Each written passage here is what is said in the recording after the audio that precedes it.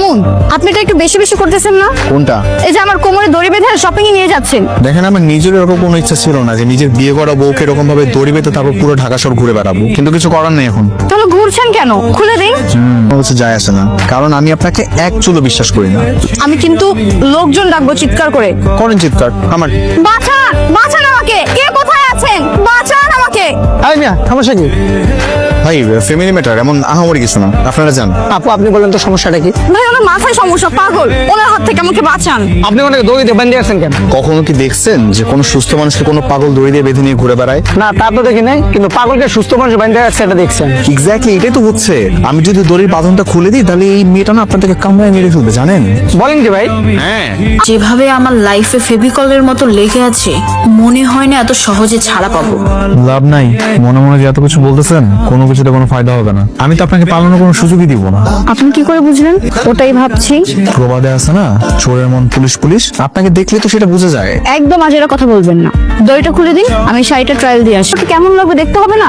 যদি এই কালার না মানে তাহলে আরেকটা কালার চয়েস করে নেন। আপনি না খুব বেশি কথা বলেন। ওই দূরে গিয়ে দাঁড়ান, আমি শাড়িটা ট্রায়াল দিয়ে আসছি। ঠিক আছে চলেন, আমি ট্রায়াল রুমে যাবো। পাগল নাকি আপনি? আপনার স্বামী, সে অধিরত আমার আছে নাকি? চলেন। ম্যাডামকে দড়ি বেঁধে নিয়ে আসছেন শপিং করে, আবার দুইজন মিলে একসাথে দেয়াল রুমের দিকে যাচ্ছেন, ঘটনা কি? কুরবানির ঈদের সময় কখনো দুষ্ট গরু কিনছেন? হ্যাঁ, একবার কিনেছি। তারপর সেই গরুটাকে ঠিকঠাক মতো বেঁধে রাখতে হয় না? হ্যাঁ, রাখতে হয়। এই যেটা আমার বউ, একটা দুষ্ট গরু থেকে কোনো অংশ কম না। যদি একবার ছাড়া পায় না, পালায় চলে যাবে। এর জন্য শক্ত করে বেঁধে রাখছি। আর এই যখন ট্রায়াল রুমে যাচ্ছে, যদি সুযোগ পায় এখান থেকে পালাবে। এর জন্য আমি সাথে করে ভিতর যাবো। তো স্যার ভয় নেই, ট্রেন রুমে তার হচ্ছে সুরঙ্গ নেই যে ওখান থেকে পালিয়ে যাবে। স্যার আমার উপর ভরসা রাখেন, ওনাকে যাইতে দেন, পালাতে পারবে না, আমি আছি তো।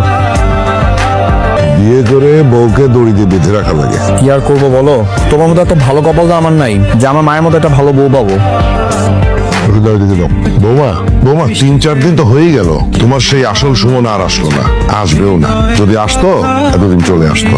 শোনো, তুমি ওই সুমনকে ভুলে যাও, এই সুমনকে মন থেকে মেনে নাও, মন দিয়ে সংসারটা করো না। আপনার ছেলের মতো সাইকো ছেলের সাথে সংসার করা আমার পক্ষে ইম্পসিবল।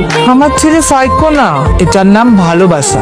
যে স্বামী তার স্ত্রীকে যত বেশি ভালোবাসে, সে তার তত কাছে থাকতে চায়। সুমনকে দেখো না, তোমাকে এত ভালোবাসে যে সারাক্ষণ তোমার পাশে থাকতে চায়, তোমার চোখের আড়াল করে না।